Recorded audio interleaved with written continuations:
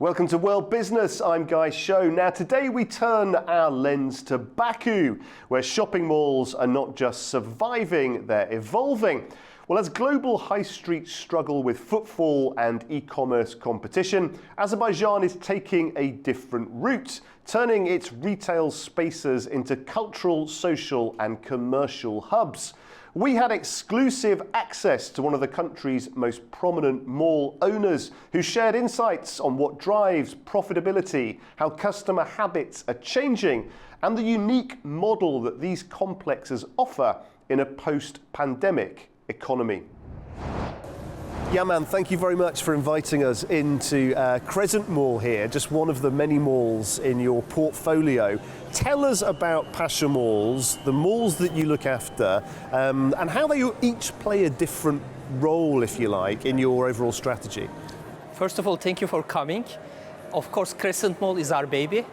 It's only 1 year old, so we will celebrate the birthday of Crescent Mall on the 28th of May. So you feel that you had this mall since years because now you are very familiar to that mall, but it's only 1 year old. We manage 8 shopping centers in our portfolio, of course with different levels or with different sizes, etc., from luxury to the mass market or to the seasonal malls. This mall is the new mall. It's of course very well situated. It's at the heart of the city, surrounded by premium and luxury residences, offices. This is really the heart of the city. We see the beautiful sea view. So we are lucky for that. So this is why our customers accept it very easily, and they are coming to this shopping center like their second home. Like their second home. And I can certainly see why being here. There's a lot of different elements, not just the stores, entertainment, food. There's a stage directly behind us too. Tell us about what it takes to get people to come to malls. You know, we've had COVID in many European cities. We hear about the death of the high streets, the rise of e-commerce. What does it take to bring people to malls like this and encourage them to keep coming? It's true. I mean, we had easier days, this is for sure, but it is changing like everything is changing in the world. So before we were more focusing on the shop mix, the location, the architecture, the parking. These were the main focuses. These are still the main focuses. But today, we have also customer experience. We need to provide best customer experience for them to come to our shopping centers. So we need to combine the shopping with some food and beverage elements, some entertainment, some show, concerts. We have a beautiful fountain outside. So every day after 4 o'clock, we have songs, fountain, nice atmosphere outside, some kiosks, restaurants. So you need to provide your customer a good experience where they can take their picture and they have their memorable moments. And this is the reason why they come to the shopping centers nowadays. As a social hub, not only shopping.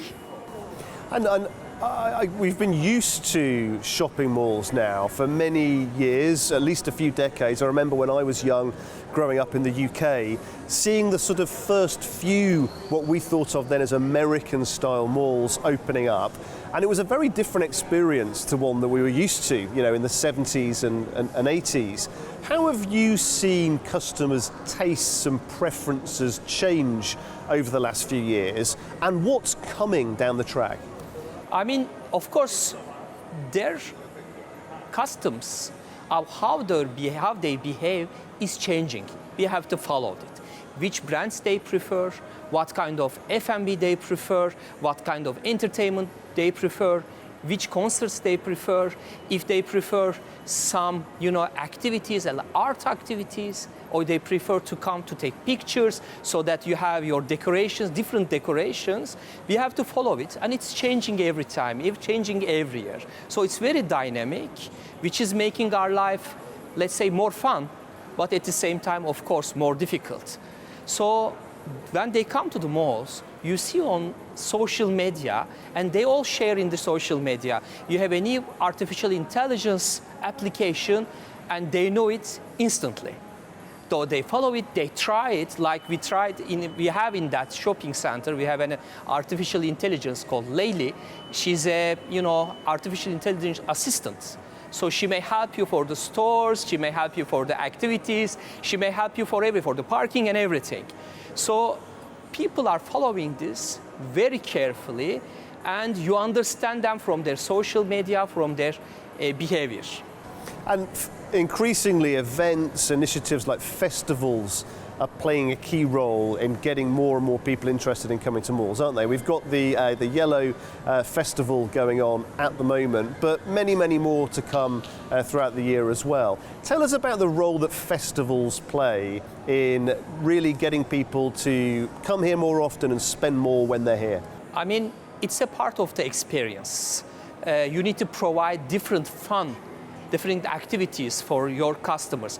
Today, we have one festival organized by AFRA, Azerbaijan Fashion Retail Association. This is mall based with a yellow card, so the mall based on installments, discounts, cashback, etc. This is a part of the game. But at the same time, if you ask us for other malls, we do plenty of different activities.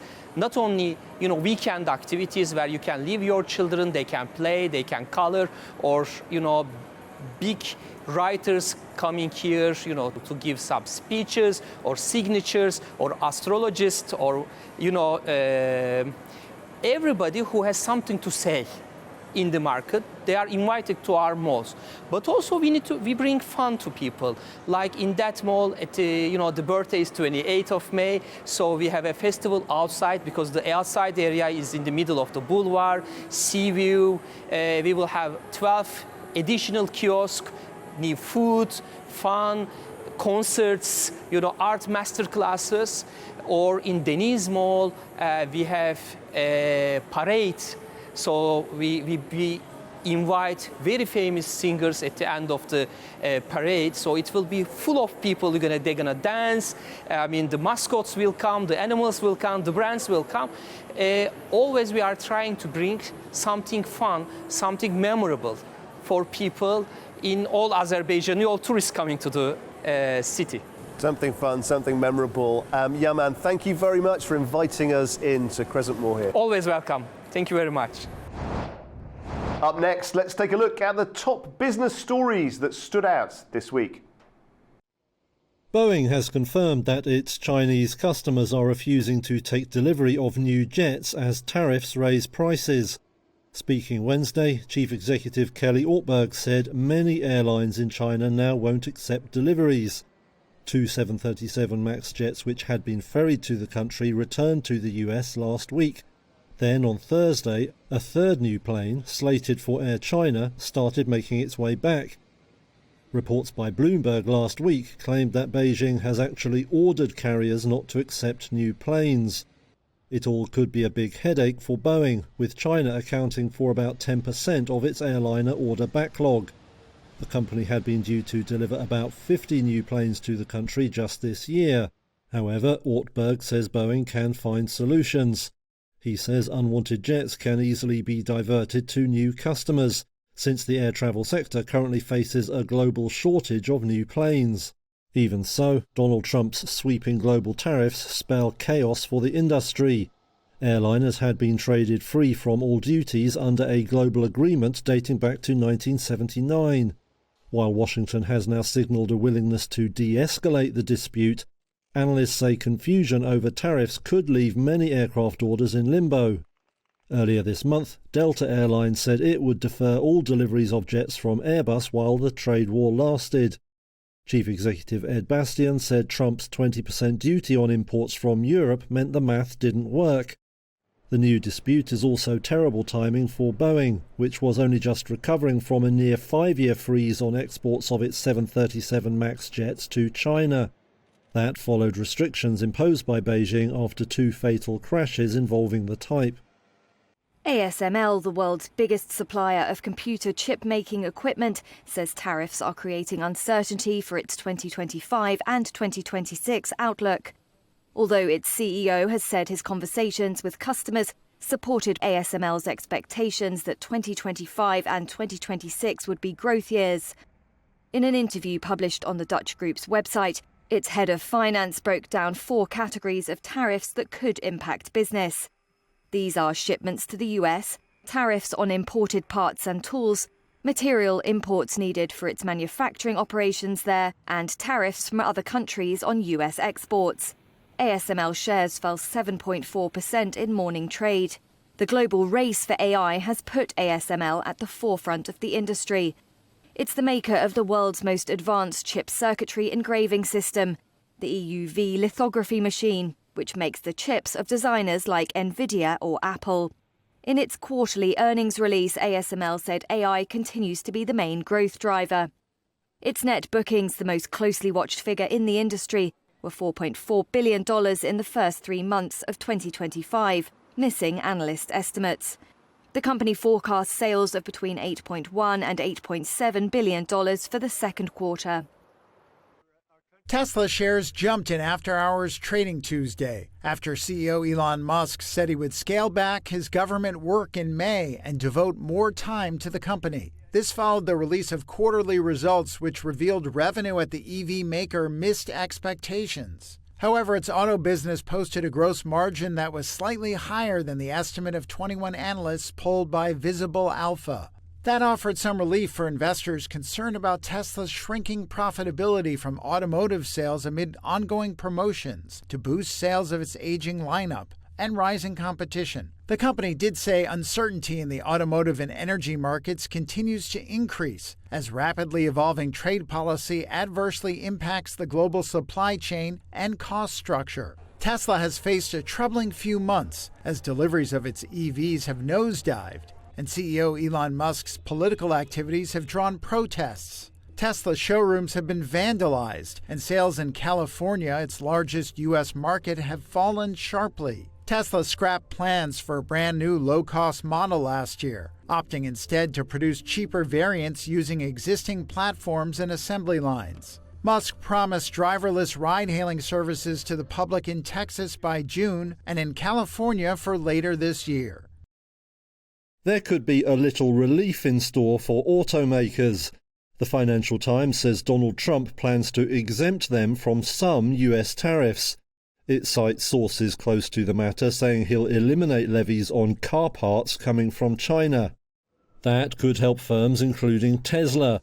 A Reuters source has said it suspended plans to import some components from China due to the tariffs. That had impacted plans to start mass production of some models, including its Cybercab robotaxi. However, the pain is far from over for automakers. A 25% duty on all foreign-made cars is expected to stay in place, as is a levy on parts from countries besides China. Speaking Wednesday, Trump himself seemed to suggest that some auto tariffs could even still go up. I really don't want cars from Canada. So when I put tariffs on Canada, they're paying 25%, but that could go up in terms of cars.